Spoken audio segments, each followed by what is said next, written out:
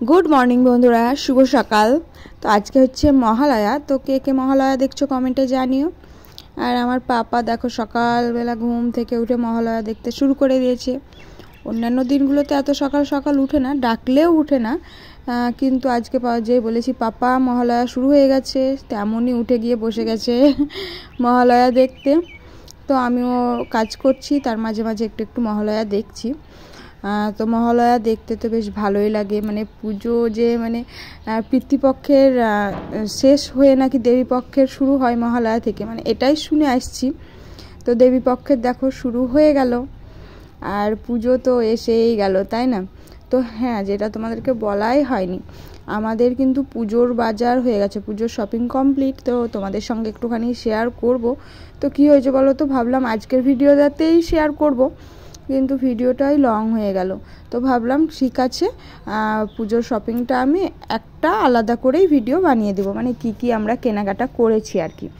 তো দেখো, মানে প্রতিদিন আমি যেটা করে থাকি, সবার আগে শাশুড়ি মায়ের ঘরটাই মুছি।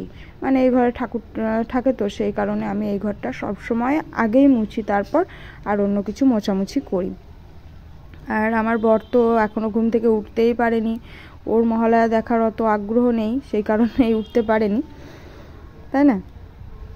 তো দেখো, এখন আমার সমস্ত কাজবাজ শেষ হয়ে গেছে, মানে তাড়াহুড়ো করেই করেছি। আর এই যে মা এখন অসুর বধ করছে। তো এমনভাবে যদি মা আমাদের জগতে এসে অসুর বধ করতে পারতো, ভালো হতো, তাই না? তো দেখো মায়ের কতগুলো রূপ দেখাচ্ছে। তো আমার ছেলে কিন্তু বেশ ভালোই চিনে গেছে যে যে কালী সেজেছে ওটা দীপা, তাই বলছে। তো যেহেতু ওই সিরিয়ালটা দেখে, সেই জন্যই বলতে পারছে। সিরিয়ালের নামও জানে, অনুরাগের ছোঁয়া থেকে দীপা কালী সেজেছে, তাই বলছে।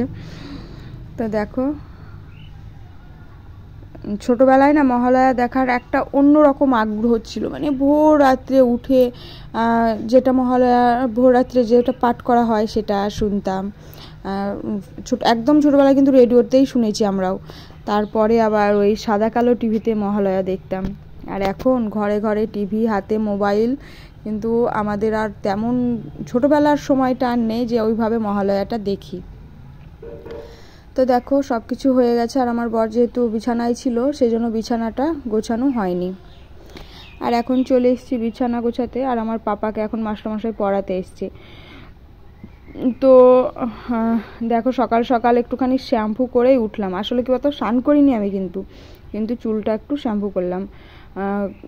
বাজার করতে গিয়েছিলাম গতকালকে, তো এত মানে ধুলো বালি পড়েছে, বাড়িতে ফিরে প্রচুর মাথা যন্ত্রণা করছে। তো সেই জন্য রাত্রে একটুখানি নবরত্না তেল দিয়ে তারপরে মানে ফ্যান চালিয়ে শুয়েছিলাম। আর আজকে যেহেতু আমি একটুখানি চুলে হেনা করব, সেই কারণেই দেখো চুলটা সকাল সকাল শ্যাম্পু করে নিয়েছি, তাহলে আমার রান্না বান্না করতে করতে চুলটা শুকিয়েও যাবে। আর এই যে এইটা হচ্ছে আমার এবছরের হেয়ার কাটিং। পুজোতে আমি কেমন চুল কেটেছি দেখো। তো আমার চুলটা তো অনেকটাই লম্বা ছিল, তোমরা জানো, কিন্তু আমার চুলটা এতটা উঠছে যে একদম পাতলা হয়ে গেছে। আগার দিকটা তো বিরক্ত লাগছে, দেখেই বাজে লাগছে পুরো। তো সেই জন্য আমি চুলটাকে একদম ছোট করে কেটে নিয়েছি। তো ছোট বলতে একদমই ছোট হয়ে গেছে। সামনেটা আমি লেয়ার করেছি, আর পিছনটা হচ্ছে ইউ করেছি। তো মানে একদম ফুল না, হালকা করে একটু ইউটা করেছি, যাতে করে ওই আগাটা ছুঁচলো না দেখা যায়। তো এই যে বিছানা গোছানো হয়ে গেছে। আর এই দিকে দেখো আমার ছেলের কাণ্ড। ওর গাড়ির মধ্যে এই যে আমি একটা পাপোশ নিয়েছিলাম, সেটার ট্যাগটাকে এভাবে লাগিয়ে নিয়েছে। তো মাস্টারমশাই চলে গেছে অনেকক্ষণ, ছেলেকে খাওয়ানো হলো, আমাদেরও খাওয়া হলো। সকালে মুড়ি টুড়ি আমরা খাই, সকালে মুড়ি ছাড়া অন্য কিছু খাই না। তো দেখো এখন এই যে শাশুড়ি মা সজনের শাক নিয়ে এসছে, আমি সেটা এখন বাছতে বসেছি। আর ওই যে আমার ছেলেও আমাকে হেল্প করছে। তো হেল্প করছে তোমরা দেখছো, কিন্তু এটা আসলে কীরকম হেল্প করা হচ্ছে বুঝতে পারছো তোমরা? হ্যাঁ, মানে ভীষণই দুষ্টু, জানো না, ভীষণই দুষ্টু। সারাক্ষণ এটা ওটা করতেই থাকে। ওই দেখো কত বড় বড় রেখেছে, এত বড় কি আর হবে খাওয়া বলো তো?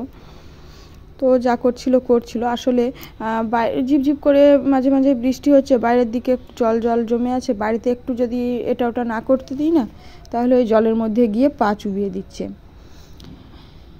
আর তাতে শরীরটাও খারাপ হচ্ছে। আর ওই দেখো এই গেল, সবেমাত্র গেল, আবার দেখো চলে আসলো। আর ওর থালা থেকে যে আমি নিয়ে করছিলাম সেটা ও দেখেছে, দেখে আরও তাড়াতাড়ি করে আসলো। দেখছো কি কাজের, মানে কত কাজ করছে। আর এই যে দেখো আমার হাতে ছিচকেটা দেখো তোমরা, এই ছিচকেটা দেখলে আমার পাপা কিন্তু খুব ভয় পায়। মানে আমি যদি ছিচকেটা বসাই সেই ভেবে সজনে ডাঁটাটা সজনের ওই কাঠিটা নড়াচ্ছে আমার সামনে। তো এখান থেকে গিয়ে আবার ওর ঠাম্মির কাছে গেল। মানে ও সারাক্ষণ আমাকে না হয় ওর ঠাম্মিকে, মানে যে কাউকে হোক, না হলে ওর পাপাকে, কারোর না কারোর কাছে ও মানে এসব করতেই থাকবে। তো এখন অনেকটা সময় হয়ে গেছে, আর আজকে যেহেতু মহালয়া, তো স্কুলটা ছুটি আছে, তো সেই কারণে আমি এখন দেখো রান্না করতে আজকে একটু দেরিই হলো। তা নাহলে স্কুল থাকলে আর একটু তাড়াতাড়ি করার চেষ্টা করি। রান্না বান্না করতে করতে আবার ছেলেকে মানে রেডি করা, খাওয়ানো, অনেক সময় লাগে আমার ওকে খাওয়াতে। তো সেই জন্য মাঝে বাদ দিতে হয়। তো আজকে বাদ দিতে হয়নি, কিন্তু রান্না করতে বসতে অনেকটা দেরি হয়ে গেছে আমার। আর প্রচণ্ড গরম পড়ছে জানো, মানে পুজো এসে গেল, আজকে যে মহালয়া, কিন্তু না, আবহাওয়ার কোনো পরিবর্তন নেই। এত গরম হয়েছে গো, গরমে তো প্রাণ যায়। তো চলো এখানে সবজিটা ভালো করে ঢাকা চাপা দিয়ে একটুখানি ফ্যানের তলায় গিয়ে বসবো। মানে আমি তো গরম লাগলে জানো না, রান্না করতে করতে কতবার যে ফ্যানের কাছে যাই। তারপর আবার ছেলে যাচ্ছে কি বলো, তোর পাপার কাছে যাচ্ছে আসছে, তো ওই জন্য বারবার ওকে দেখতে যাচ্ছি। আর সেদিন যে কুকুরে তাড়া করেছিল সেটা তো তোমাদেরকে বলাই হয়নি, তো সেই জন্য বেশি আর একটু মানে ভয়ে আছি, ও কুকুরের কাছে যদি চলে যায় কামড়ে নেবে, বাচ্চা মানুষ বুঝছো। আর এই যে রান্না বান্না একদম কমপ্লিট। তো দেখো আজকে কি রান্না করেছি। তো আজকে নিরামিষ না, কিন্তু আমার রান্নাগুলো নিরামিষই হয়ে গেছে। আর এদিকে দেখো আমি এখন অন্য একটা নাইটি পরেছি, আসলে চুলে হেনাটা দিব, আর ওই নাইটিটা সাদা সাদা ছিল, যেই জন্য ওটা মানে পাল্টে ফেললাম। আর এই দেখো আমার পাপা আর ওর পাপা, মানে আমার পাপা আর আমার পাপার পাপা, তাই না, এখন ওরা কানামাছি খেলছে। তো প্রদ্যুৎ যতক্ষণ মানে বাড়িতে থাকে ছেলের সঙ্গে কিছু খেলতে থাকে বা ওকে নিয়ে কুস্তি করতে থাকে, এটা ওটা বলতে থাকে, মানে ওর কাছে থাকলে আমার পাপা সবসময় খুশি, মানে ও যেমন চাই তেমন ওর সঙ্গে থাকে আর কি। আর এই দেখো এটা কিন্তু আমি কালকে রাত্রে ভিজিয়ে রেখেছিলাম, একটু চায়ের পাতার কষ বের করে, মানে জলের সঙ্গে চা পাতাটাকে ভালো করে ফুটিয়ে সেই জলটা একটু ঠান্ডা ঠান্ডা করে নিয়ে তার মধ্যে হেনাটা ভিজিয়ে রেখেছিলাম, সারা রাত ধরে ভিজেছে। আর এখন আমি চুলে ওটা লাগাবো। তো এই যে মা লাগিয়ে দিবে, আমার শাশুড়ি মা আর কি।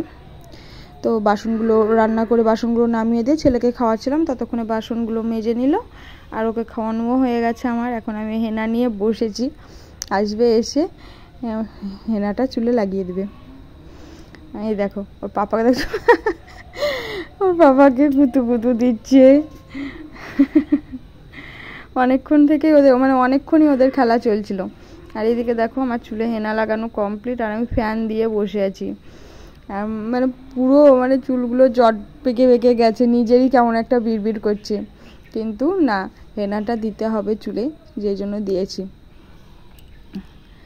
আর এখন এসছি সন্ধ্যের সময়, দেখো ছেলেকে পড়াচ্ছি, মানে সমস্ত কিছু হয়ে গেছে, এখন আর কোনো কিছু নাই, এখন ছেলেকে খালি পড়াবো, পড়িয়ে উঠে ওকে খাওয়াবো, তারপর আবার আমার বর আসলে তখন আমি, আমার শাশুড়ি, আমার বর, আমরা সবাই মিলে খাবার খেয়ে ঘুমোবো। এই হচ্ছে আমার রাত্রের রুটিন। তো কাদের কাদের পুজোর শপিং হয়েছে কমেন্টে জানিও, আর আমার পুজোর শপিং কারা কারা দেখতে চাও সেটাও কমেন্টে জানিও। তো দেখি আজকে আমি ওই জামা কাপড়গুলোর একটা ভিডিও বানিয়ে নেব, তারপর তোমাদেরকে দেখাবো, মানে তোমাদের একটু এডিট করে তারপর তোমাদের সামনে নিয়ে আসবো আর কি। আর এই দেখো আমার ছেলে কিন্তু পড়তে বসেও হাত পা চুপ করে থাকে না, ও সারাক্ষণ এটা ওটা সেটা করতেই আছে। তবে হ্যাঁ, আজকে পড়তে বসে আমি একটু বেশ খুশিই হয়েছি, মানে আজকে যতগুলো অঙ্ক দিয়েছি, যেগুলো করিয়েছি, কোনো কিছু ভুল করেনি, সব কিছুই ঠিক করেছে। তো বাচ্চা যতই স্কুলে পড়ুক, প্রাইভেটে পড়ুক, একটু মায়ের কাছে না বসলে হয় না বলো। আর ওকে যদি আমি একটুখানি সন্ধ্যের সময় দিতে না পারি, আমার নিজেরও ভালো লাগে না। তো সেই জন্য একটু চেষ্টা করি সন্ধ্যের সময় ওকে নিয়ে বসার।